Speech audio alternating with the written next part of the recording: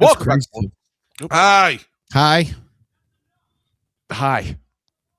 Butcher was saying something. So I think he said it's greasy. Oh. I said Really? crazy, but that's okay. I thought It's great. It's greasy. Just like this next Fat Electrician video. Ew, why is it greasy? Trust me. Off of YouTube. Maybe. Ew. It is about Operation Bolo. Oh. Not going to tell you what it's about, just Operation Bolo. Operation Bolo. Ah, yes, that time during the Vietnam War where the United States Air Force finally agreed to let a double fighter ace pilot from World War II run the show. He then immediately saw to the destruction of over half of North Vietnam's state-of-the-art fighter jets, and he did it in 13 minutes. Today we're talking about Operation Bolo, one of the greatest ruses in military history. But first, a word from our sponsor. Oh, a fishing game. When I told you to get a hobby, this isn't what I meant. You said I could pick up fishing. Not like this. Why? Get out of my hair. I don't know why she's mad. This is way better than real fishing. Fishing Clash lets you catch way more fish than you ever could in real life from locations all across the world from the comfort of your own home. Not only that, the game's completely customizable, allowing you to unlock and upgrade all of your equipment and even building your own fishing village. They also have daily and weekly events allowing you to compete against other people. You can also join a clan and play with your friends. They also just partnered with Major League Fishing to sponsor the Angler of the Year Awards. So if you guys want to give it a try, there's a QR code right there, as well as a link and a gift code down below. When you use my gift code FATFISH, you're going to get $20 worth of free equipment and power-ups, as well as a one-of-a-kind avatar. Now I'm gonna get back to fishing. He's never gonna get out of this house. We're never gonna have a minute by ourselves unless he leaves that room. I know how to get him out of this house. Finally some peace and quiet. Everybody else is freezing their ass off in their ice fishing huts, and I'm catching more fish than them inside my own house. Oh, Nicholas. Yes? What's your discount code for that little game? Fat fish. Why? Because I've decided to join you. I gotta go mow the lawn. What? But it's winter out. Let's see this little game. Ooh. Cast. Release. Alright, so Operation Bolo takes place within another mission known as Operation Rolling Thunder, and Operation Rolling Thunder spans from March of 1965 until November of 1968. It is essentially the air war over North Vietnam, so super brief, oversimplified version of what's going on. The American forces are in South Vietnam, and they are fighting the VC, or the Viet Cong, which is a guerrilla fighting force. And that guerrilla fighting force is receiving supplies from the North Vietnamese via the Ho Chi Minh Trail, so America needs to try to shut down those supply lines. Logic being, if the enemy doesn't have supplies to fight, the enemy can't fight. Real base level War 101 Sun Tzu type stuff, right? Okay, well, America pretty much has two options. They can A, invade North Vietnam with ground forces, or they can B, just attempt to bomb the holy fuck out of them, and America's going with option B, and that is what Operation Rolling Thunder is. It is just a humongous 3-year-long air bombing campaign where America is going to try to blow up so much North Vietnam. Years of bombs. It's crazy. Holy fuck. It's a lot of money. That is a lot of money. That is a lot of explosions. That's That is a lot of craters. ground isn't there anymore. Holy fuck. Holy Christ. Vietnamese infrastructure that they can't continue to support the Viet Cong. Which honestly, it's a really good plan. What's the problem? The enemy's got nice things? Oh, well, take the nice things away. Send the planes in, bomb the roads, bomb the railroad tracks, and make it so they can't give the enemy a bunch of supplies. It's good. It should work. And then the politicians got involved, and let's face it, if anybody could mess up something so simple, it's going to be a politician because, well, honestly, they could probably fuck up boiling water. So how on earth did they mess it up? Well, they gave the American military a bunch of rules of engagement, which is a fancy way of saying they gave the American military a bunch of rules that only they have to follow and the enemy doesn't, essentially tying the US military's hands behind its back and then sending them into battle anyways. And one of these rules of engagement, or one of these protocols that they had to abide by, was that every plane that went into into North Vietnam to bomb them had to travel through a particular air corridor, and that is the only route they were allowed to take into North Vietnam. Meaning that pretty much immediately the North Vietnamese picked up on the pattern that every single plane that flies into their country follows a particular path, and they then proceeded to take all of their surface-to-air missiles, all of their radars, all of their anti-aircraft capabilities in the entire country and put them in this one particular spot. And then the US government decided to keep making their guys fly right through it anyways the entire time. Now at this point, you're probably thinking, oh my God, the politicians might actually secretly be geniuses, because what they've done is they have inadvertently gotten the North Vietnamese to gather all of their anti-aircraft resources into one location, and now we can just bomb those, take them out, and they'll have nothing left, and it'll just be green light, go everywhere. So now the US military is like, yo, politicians, can I blow that shit up now because it's right there just waiting for me? To which the politicians are like, absolutely not. In fact, we're gonna make it a rule that you're not allowed to bomb or attack any anti-aircraft sites, any surface-to-air missile arrays, any anti-aircraft anything. You have to leave it completely unscathed. And our logic behind that is that at those sites, there could potentially be a Chinese or a Soviet advisor that's helping out the North Vietnamese. And if we hurt one of them, it would upset the Soviets or the Chinese. And then that would be bad diplomatically, even though they're blatantly there to help run a proxy war against us. We're going to go ahead and care more about them than we are about our own pilots. So we're going to go ahead and just have you guys keep flying through that same air channel, through all the anti-aircraft everything, because fuck you. That's Wow. How He's is that not like a death sentence? he summed it up right at the end there, because that's That's pretty much how I would have taken it too. That's insane. That's fucking crazy. I Why. This is bullshit. So that's exactly what happens. Every single time they fly a mission, every Air Force, Navy, and Marine Corps plane has to fly through the same air corridor through a gauntlet of anti-aircraft capability on their way to deliver their payload. And then if that wasn't bad enough, the North Vietnamese got their hands on somewhere between 12 and 16 MiG-21s. And if you don't know, at this point in time, the MiG-21 is the new cutting-edge Soviet fighter jet. It is incredibly fast, it has a very high flight ceiling, and it is very nimble. And using these MiG-21s, they very quickly develop a strategy that amounts to basically guerrilla warfare in the sky, utilizing a hit-and-run tactic. So their strategy is that they are going to go specifically after the F-105 Thunder Chief, aka the Thud. It is the #1 plane that America is using in Operation Rolling Thunder in all of their bombing runs, and when it is weighed down with a bunch of bombs, it is basically a sitting duck for a MiG-21. So what ends up happening is every time a bunch of Thuds get sent out on a bombing run, they have to fly through that corridor of anti-aircraft capabilities, and the arrays and everything else tells the enemy that it's a bunch of F-105s going on a bombing run, so they scramble the MiG-21s, they go up there, they intercept these F-105s, at which point one of two things can happen. The F-105s can continue on their bombing run and most likely get shot down by the MiG-21s, or they can drop their payload just over the jungle randomly in the middle of nowhere, not on target,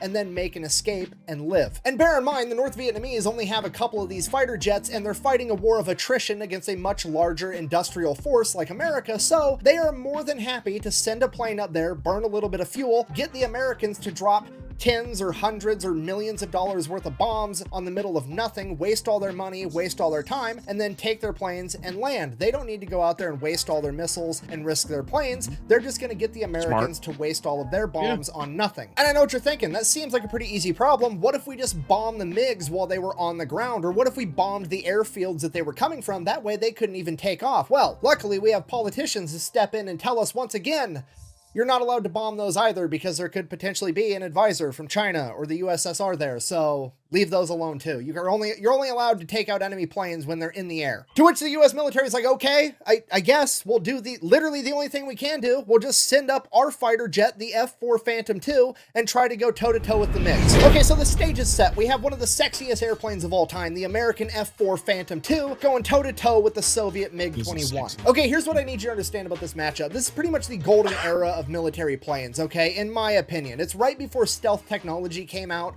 and planes started to get a little bit slower because they could be sneaky. Now, no. Planes built during this period were just straight up Let's be fast as fuck and carry a ton of firepower. It's the hot rod era of military planes. And both of these planes are built on that doctrine. The F-4 Phantom tops out at like 1,400 miles an hour. The MiG-21 tops out at like 1,300 miles an hour. The F-4 Phantom is like twice the size of the MiG-21. It's got a way bigger fuel tank. It's got way more range. It can carry a lot more payload. The MiG-21, on the other hand, it's a lot smaller. It's a lot lighter. It's nimbler, but it doesn't have as much range. So the MiG-21 in an up-close dogfight is probably going to be better with its gun, whereas the F-4 Phantom, not really intended for up-close dogfighting. It doesn't even have a gun. Because it has a more advanced radar and missiles, it can take the enemy out from 29 miles away. It doesn't even need to see the enemy to shoot him out of the sky, so why on earth would it need a gun? Okay, the F-4 Phantom's MO is to haul ass 29 miles away? Yeah. That's fucking insane. For then. Yeah. For then. Now it's much further. Yeah. That's what I'm saying. Like, for then, it That's was 29 crazy. miles. Holy crap.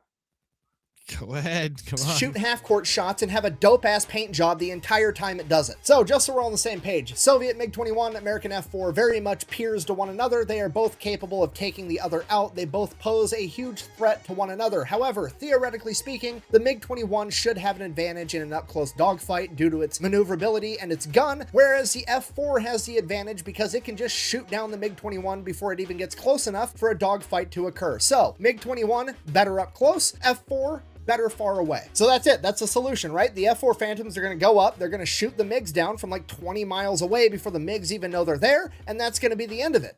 Ta-da!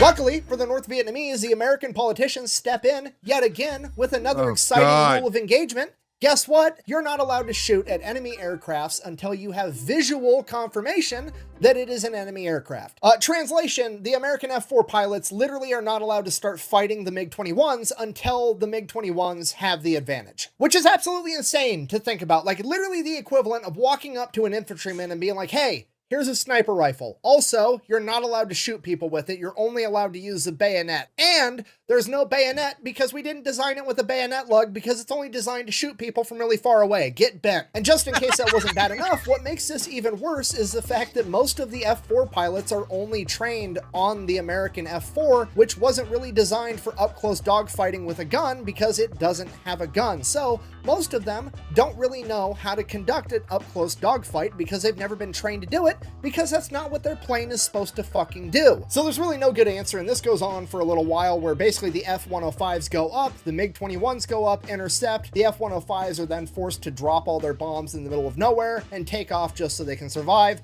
The MiG-21s then go and land, and that just repeats itself ad nauseum. But then in September of 1966, something happened that would change everything because the 8th Fighter Wing out of Udong Thai Royal Air Force Base would get a new commander, and that commander was none other than the legendary fighter pilot, Colonel Robin Olds. And I mean, you can know nothing about this guy and you already know he's the main character. I mean, look at the lip sweater on this man. It's the most magnificent taco flosser I've ever seen in my entire life. Okay, let me break this down for you. Anytime you've ever seen a movie with the cool bad boy character that doesn't follow the rules, it's also a fighter pilot, it's based off of this guy, whether you know it or not. Okay, I want you to understand the gravity of the situation. Now I know this that. man's mother passed away when he was 4 years old, and he was raised by a single father that was also a full-time Army pilot and a World War I veteran. This guy was essentially bred to be a fighter pilot. He went to West Point where he became an All-American football player at 6'2", 250 pounds. He then went on to become a fighter pilot in World War II. Now, if you shoot down 5 or more enemy planes, you become an ace pilot. It's kind of a really big deal. And Robin Olds was a double ace in World War II. This man literally prestiged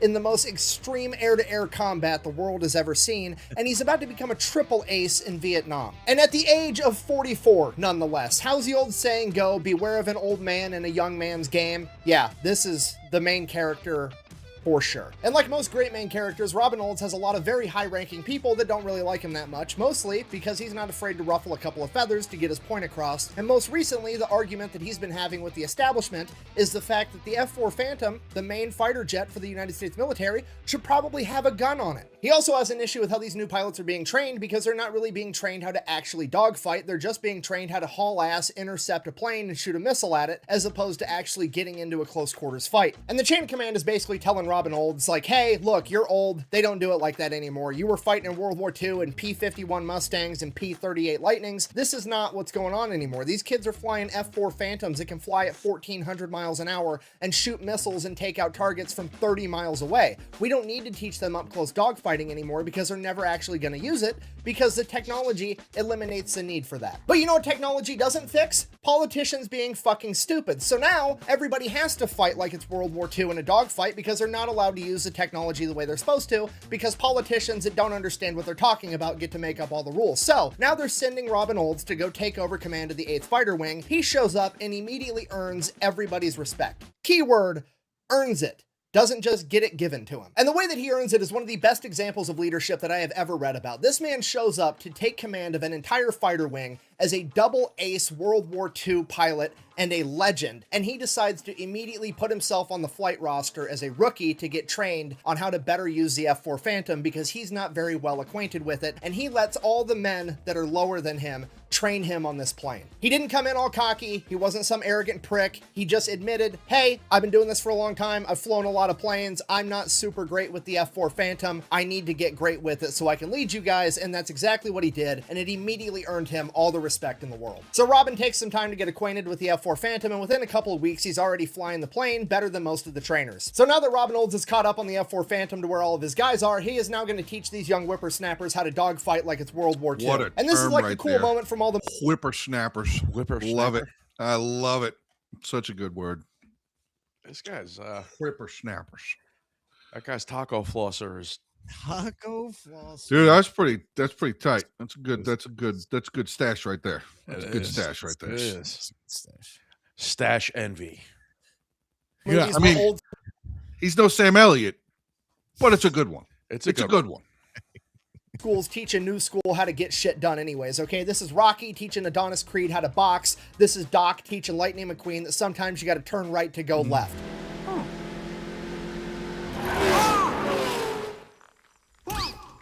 And while all of this is happening, Robin Olds, in another great display of leadership, realizes that there's not enough of him to go around and he needs backup. He needs another badass World War II era pilot to come over and help him get these guys ready. So Olds calls in a couple of favors, gets one of his longtime friends transferred over to the 8th Fighter Wing to help him run the show, and that friend is none other than the legendary pilot Daniel Chappie James Jr., Chappie. aka the Black Eagle. Okay, in the late 1930s, I know that name. Yeah, Yep. you should. Wow.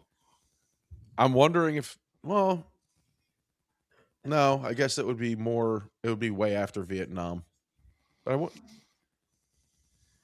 wonder if if the movie's based off of him or the Guy from character. Iron Eagle? Yep. Yeah. early 1940s. wonder- This man was a civilian pilot at the Tuskegee Institute that was contracted by the U.S. government to train U.S. pilots how to fly. Okay, if you're not picking up what I'm putting down, I'm trying to tell you this is the man that trained the famous Tuskegee Airmen from World War II Whoa. before eventually enlisting and becoming one himself in 1943. After enlisting, he became an officer, at which point he was deemed too valuable as a trainer, so that's what he did for the duration of World War II, continued to train an entire generation of fighter pilots, and never actually saw combat himself. Then, in Korea, he would fly over 100 combat missions before working at the Pentagon, where he would end up meeting Robin Olds. After this, he goes on to become the first black man to become a 4-star general in the United States military. This man is also a complete badass, so Uncle Sam is essentially playing Operation Bolo on co-op mode with two main characters on the field. So Chappie shows up to the 8th Fighter Wing, is reunited with his old friend Robin Olds. They become this extremely effective chain of command, and they are absolutely loved by all of their subordinates. Because of that, this leadership duo is given a nickname that is originally intended as a term of endearment, although by today's standards is probably not very politically correct, and that nickname was Black Man and Robin. Now, all this happens in like the span of 3 months. So, December 1966, they're running combat operations, and Robin Olds finally gets an idea of how to stop these new badass MiG-21s. By this point, Robin Olds is completely caught onto the MiG-21's entire strategy. They have zero interest in actually fighting with the F-4s, which is driving Robin Olds nuts because he's a World War II era fighter pilot. That's exactly the type of shit that he's into. These MiG-21 pilots, however, just want to go up there, use guerrilla warfare tactics where they just either hit the F-105s or don't hit the F-105s and just convince them to drop their payload prematurely and waste everybody's time and then take back off the MiG-21s have zero interest in tangling with the F-4s, which Robin Olds interprets as, I need to force these MiG-21s to fight me. So how's he going to do that? Well, here's his plan. The reason the MiG-21s can identify the F-105s so efficiently is because the F-105s have a jamming pod on them that basically disrupts and interferes with the surface-to-air missiles down below. It messes up their radar so that the F-105s aren't going to get taken out by all the anti-aircraft stuff on the ground. Problem with that is that emits a frequency that the North Vietnamese can see. They then know that a bunch of F-105s are coming, so they scramble the MiGs. So Robin Olds decides, hey, let's take those jamming pods, mount them to mine and all the guys' F-4s, and then we'll fly there like we're F-105s in a bombing formation, and the MiGs will come attack us. And by the time they get close enough to realize that we're not F-105s, ideally, it's going to be too late. Yeah, the legendary World War II double fighter aces just went to the chain of command and requested permission to execute the old Wile E. Coyote in a sheep costume to catch the Roadrunner strategy. Now, probably going to work, but there are a bunch of problems with this idea. Biggest problem right out of the gate is this doesn't solve the issue with rules of engagement, because remember, you're not allowed to fire on the enemy until you have visual confirmation that it is your enemy, and by then, the MiG-21s have an edge in air-to-air combat. Okay, not a big deal though, because Robin has a two-step plan for that as well. Okay, step number one, he knows that they only have 12 to 16 MiG-21s, so he's just going to roll in with 28 F-4s, okay? Just completely overwhelm them, even if they do have an edge in air-to-air combat. Okay, step number two, which is quite frankly the big ask, he wants the entire US military to shut down all air operations over Southeast Asia while he conducts this operation. He wants the Army, the Air Force, the Navy, the Marine Corps, none of them to have any birds in the sky whatsoever. And his reason for that is so that he can bypass the rules of engagement. You see, the only reason the politicians are enforcing that rule of engagement where you have to have visual confirmation before you fire on an enemy plane is because there's a ton of planes in the air over Southeast Asia at all times, and Vietnam is already super controversial over in America, and the last thing the politicians want to have to deal with is headlines that an American plane shot down another American plane, so they just made the rule you're not allowed to shoot at anything unless you can visually see 100% for certain that it is in fact an enemy. So if Robin can make sure that the only planes in the sky are his guys and the enemy, he should be able to go bombs away the entire time and not have to worry about it. So obviously this is a massive request, and the chain of command says yes. You son of a bitch. Okay, so now the last thing we got to figure out, how do we make sure that these MiG-21s don't slip away? Because they're so nimble and they're so fast, they could pull a tight maneuver and be back at base before we're going to be able to catch them. So how are we going to prevent that? As soon as the MiG-21s take off and get in the air, they're going to send half of the F-4s to haul ass past the entire future battlefield, and they're just going to do hot laps around the enemy airfield, making it so the enemy can't go to land without fighting through those F-4s first, which effectively is going to give the pilots of the MiG-21s two options. They can stand and fight the F-4s, retreat, and fight the other F-4s, or they can retreat, have nowhere to land, and eventually run out of gas. And remember, the F-4s have a much larger gas tank, so they are definitely going to run out of gas. Wow. Yes. So we were essentially camping their spawn. Yes. Yeah. Yeah. We were spawn camping. Wonderful. When you can't follow the rule, you bend it till you can. Gas first. So it's a perfect plan. There's just one small problem left. How are we going to know when the MiG-21s take off and leave the airfield? Because if we send the F-4s out too soon, then the MiG-21s won't take off at all, and then we can't bomb them on the ground, and it defeats the entire purpose of the mission. Easy problem to solve. We're going to get two spy planes, the C-130B2, aka the Silver Dawn. At this point in time, it is a state-of-the-art electronic warfare spy plane, and it's going to be able to receive all the enemy radio transmissions, so they're going to be able to tell as soon as the enemy MiG-21s take off. And obviously, given the fact that that was such an easy problem to solve, bureaucracy is obviously going to step in and make it extremely difficult, because the US military only has like 20 of these Silver Dawn spy planes, and while they are technically the property of the United States Air Force, they are directly under the command of the NSA, the National Security Agency, and they are super duper stingy about whoever gets to use these planes. Basically, the NSA gets final say as to whether or not this plane gets to participate in this mission, and that means that they're going to have to go through some stupid bureaucratic process where they ask for permission, it gets run up the chain of command like 30 people deep, and then finally some bureaucrat has to take responsibility. They're not going to do that because they don't want to put their ass on the line, so it's probably just going to be a big fat no, you can't use this plane, even though it's probably going to make the whole mission work. Now, this is normally the part of the story where the hero strategically transfers a piece of equipment to an alternate location so that he can get the job done. However, he doesn't have to do that, because what they do instead is decide to not tell the NSA anything. But what Mama don't know won't hurt her. Wow. And when I say they're not going to tell the NSA anything, I mean they are somehow going to keep it a secret from the NSA, the whole part of the story where the Navy, the Marine Corps, the Air Force, and the Army ground every single bird that's not on this mission. They're going to somehow keep that a secret from the fucking spy agency so that they go ahead and send up their 2 Silver Dawns doing hot laps around the Gulf of Tonkin that they have going around every single day. So that those 2 planes are in the air participating on this mission, whether the NSA knows it or not. And then as soon as the mission kicks off, they're going to radio over to them and just have them tell them whether or not the MiG-21s took off. It's both genius and hilarious because now, even if the NSA does find out after the fact and get all pissed off, all the Air Force chain of command has to do is be like, oh, you guys didn't get that memo? We sent it. At which point they're basically going to be forced to just drop the issue because none of them are going to want to take responsibility for not passing along the memo that never actually got sent. So that's it. This mission gets approved. Operation Bolo is gonna happen. So they hurry up. They get all the jamming pods off of F-105s. They mount them on the F-4s. And while that's going on, they schedule it with the entire U.S. military, all 4 branches, that nobody is to have planes in the air on January 2nd, 1967, except for the NSA, of course. Somebody forgot to tell them. So January 2nd rolls around. The Silver Dawn spy planes are already in the air. The F-4s are on the airstrip with the jamming pods mounted and they're ready to go. And it's fucking cloudy and overcast out, which is not good for this entire mission. But also, fuck it. There's nothing they can do. They have to run this mission right now. They shut down the skies over all of Southeast Asia to get this shit done. It has to happen right now or it's never gonna happen. But I mean, hey, it should all work out. I mean, even inside of the Art of War, Sun Tzu once said, and I quote, "You can plan a pretty picnic, but you can't predict the weather." Wait a minute. How did the lyrics to Miss Jackson get inside of my Sun Tzu book?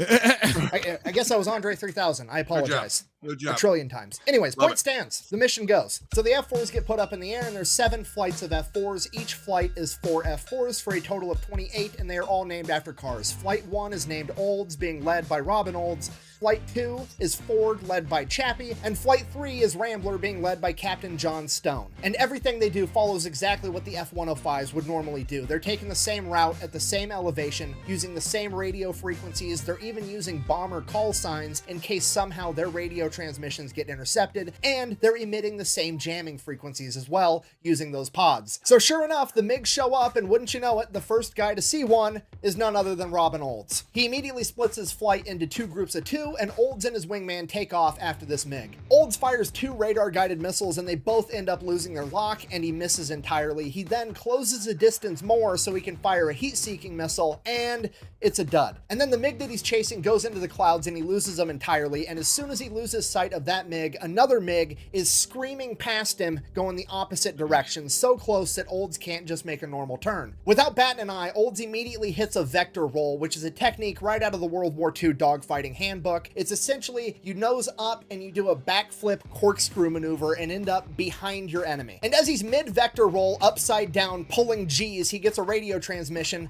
from Captain Johnson of Rambler Group saying, "Hey, I just got into the battlefield. Where are you? I heard that you're engaging an enemy." Olds finishes the vector roll, gets behind this MiG, radios back to Stone, finds your own, and then fires a missile and blows up the first MiG-21. At this point, the rest of the MiGs kind of figure out that the Americans have tricked them, and they are now basically locked inside of the Thunderdome, and they're going to have to fight their way out to have any chance at all, and the entire thing devolves into one enormous dogfight. And remember, the other 4 flights aren't there yet. They're lagging behind a couple of minutes, so we still just have the original 3 flights of Olds, Ford, and Rambler for a total of 12 F-4s going toe-to-toe with an unknown number of MiGs, potentially as many as 16. Now, cutting over to Ford flight, Chappie has a MiG on his tail and he has no idea because his radio is malfunctioning and he can't hear his wingman telling him, "Hey, you have an enemy on your tail." So his wingman does the only thing he can think of. He handles it by himself. Bear in mind, it is Chappie, the MiG, and then his teammate. So his teammate can't fire any missiles because he can't risk that missile accidentally locking onto Chappie. So he has to perform another vector roll. He noses up, does a corkscrew, backflips, and that puts him at 90 degrees from where he was previously. So now he's coming this way towards the enemy, and he fires heat-seeking missiles and blows up the MiG-21 behind Chappie without Chappie even knowing that it happened. Chappie then immediately engages 2 MiGs that are directly in front of him, and while that's going on, cutting back over to Olds, his wingman informs him that, hey, his secondary fuel tank isn't feeding fuel for some reason, so he's already low on fuel. They're 5 minutes into this dogfight, and Robin Olds makes the call that he is going to escort his wingman out of the target area and back to the airfield, which is yet again another phenomenal display of leadership. He could could have ordered somebody else to do it so he could have stayed in the fight and soaked up more kills and padded his stats, but no, he did it himself. For the next 8 minutes, the remaining 10 F4s engage every MiG-21 they can find until they have either been blown up or have disappeared and are hiding in the clouds. So at this point, the F4s call it a day, they head back to base. The other 4 flights of F4s didn't even make it to the target zone in time, so only 12 of the 28 F4s in the air actually engage the enemy. As the F4s start showing up and they start landing, the ground crews are there waiting with anticipation to find out how it went. I mean, this is one of the coolest missions ever done,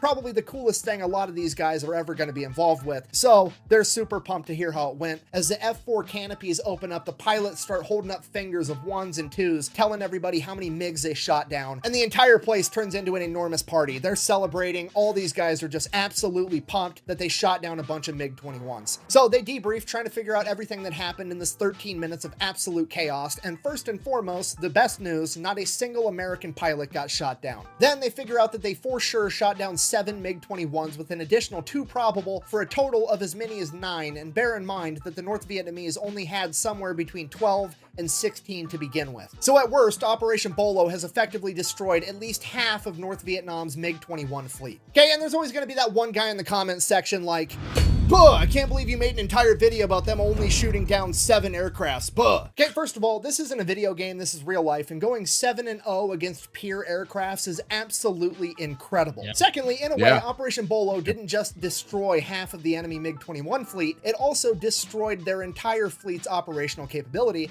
and that is because now they can't make a mistake like that again because they've lost half of their fucking planes. If they do that, they won't have any. In addition to that, now they have no way of knowing if it's actually a bunch of F-105s are getting sent up to fight or if it's another trap. So now the remaining MiG-21s are going to be infinitely more cautious and more sparingly used, which is going to save countless F-105s in the long run. So in conclusion, Operation Bolo has gone down in history as one of the most successful ruses of all time, and it serves as a shining example of why you should never underestimate a couple of old men in a young man's game. In addition to that, it also proved something that I previously thought to be impossible, that you can in fact overcome the stupidity of politicians. The bad news is that you have to be a superhero level badass like Robin Olds or Daniel Chappie James Jr. Thank you for watching. Best way to support the channel is go buy some merch over thefatelectrician.com. Quack bang out. You look pretty hot. Oh, that's going on the blooper reel. Asked her, "Where are you?" The response was, "Go find your own." I thought that was pretty selfish of him at the time. There's plenty left. Deliberately planned fighter sweep went just as we'd hoped. The MiGs came up. The MiGs were aggressive. We tangled. They lost. We tangled and they lost. This was a cool one. I liked it. Don't usually hear about like the jet fighting stuff. That's cool. Yeah. That was. I enjoyed that.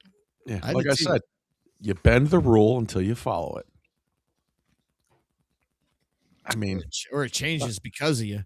Yeah. that is true. It's how most shit gets done nowadays. It's like just before you break it. So I thoroughly enjoyed that. That was really, really cool. It was a good one. Vietnam. I don't know much about it because my dad still won't talk about a lot of it, but you know, it's something that I enjoy learning about because he was there. You know, and he, you know, Navy.